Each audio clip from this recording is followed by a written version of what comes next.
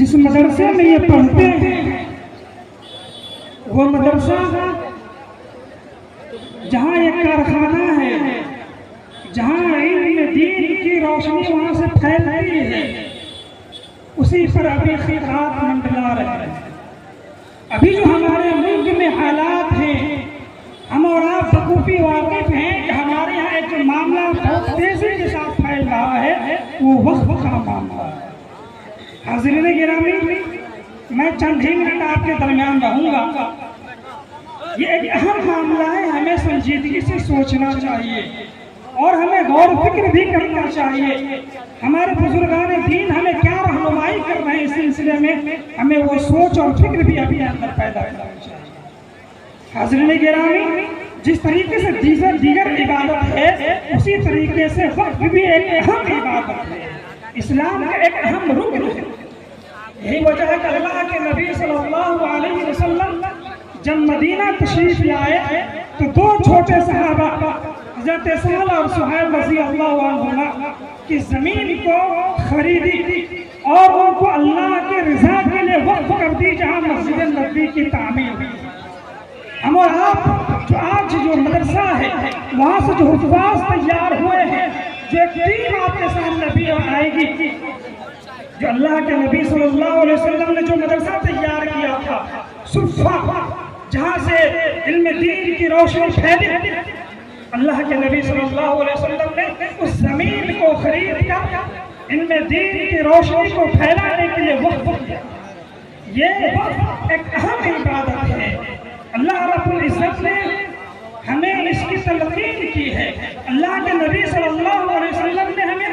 عمل کر کے بتلایا ہے، اور پھر اللہ کے نبی صلی اللہ علیہ وسلم کے بعد جتنے صحابہ گزرے ہیں اور اللہ رب العزت نے ان کو حیثیت دی، طاقت دی، آپ تاریخ کا مطالعہ کریں گے تو کوئی صحابی ایسا نہیں گزرے ہیں جنہوں نے اللہ کے راستے کے لیے اپنی زمین کی، اپنی جائیداد کو وقف کیا۔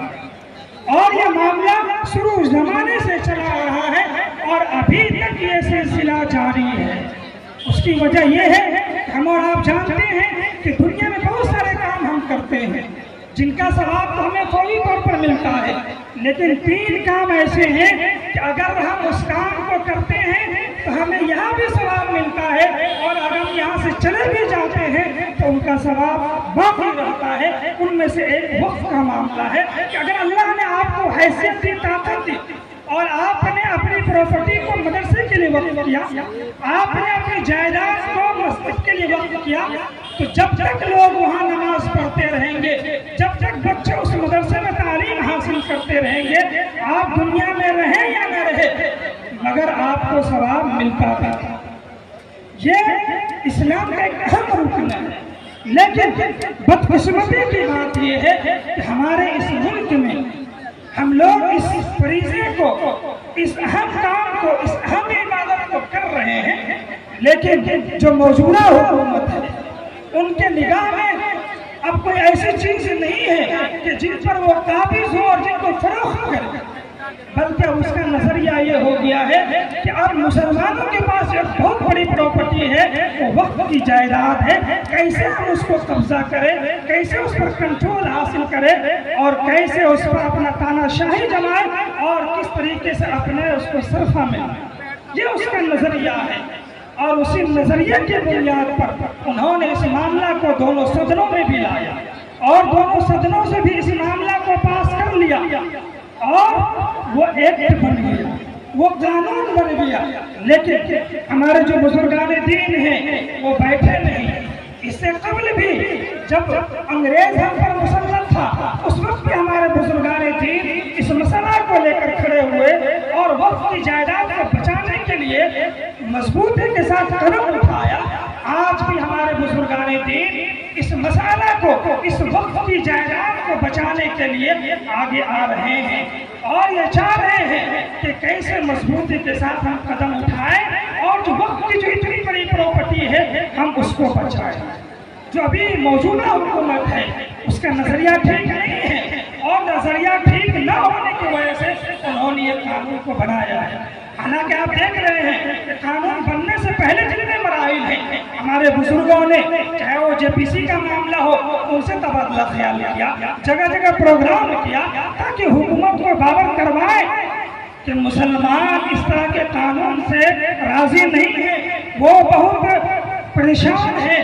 और उसको ऐसा लग रहा है कि उन पर ईमान पर हमला हुआ है। और हमला क्यों न हो कि वक्त का तो मामला ऐसा है कि अगर किसी आदमी ने अपनी जायदाद को अगर मस्जिद के लिए वक्फ किया है, अगर आज वक्फ कर दिया है और अगर वो कल भी चाह रहा है, अगर वो चाहेगा कि हम उस जायदाद को अपने लिए वापस कर ले, वो नहीं कर सकते। जिस मकसद के लिए उन्होंने वक्फ किया है उसी मकसद पर उसको खर्च करना जरूरी होगा। उस मकसद से हटकर वो खर्च भी नहीं कर सकता है, न उसको वापस ला सकता है। लेकिन जो मौजूदा हुकूमत है इसमें जो तरमीम किया है वो तरमीम इतने खतरनाक है कि जिससे ऐसा लग रहा है कि जो वक्फ की जायदाद है हमारे हाथों से चली जाए। उसमें एक चीज ऐसी है, मसलन रजिस्ट्रेशन का मामला है। हम और आप जानते हैं कि हमारे खासतौर से बिहार में तकरीबन 8,000 से ज्यादा कब्रिस्तानों को सरकार ने घेराबंदी कराई है, मगर उसमें रजिस्ट्रेशन जो हुआ है वो 1,000 भी उसकी तादाद नहीं, 862 या 400 की तादाद है कि जो रजिस्ट्रेशन है। और उसमें कानून ये है कि अगर ये कानून नाफिज हो जाता है तो कानून के नाफिज होने के बाद सिर्फ 6 महीना की मोहलत दी जाएगी।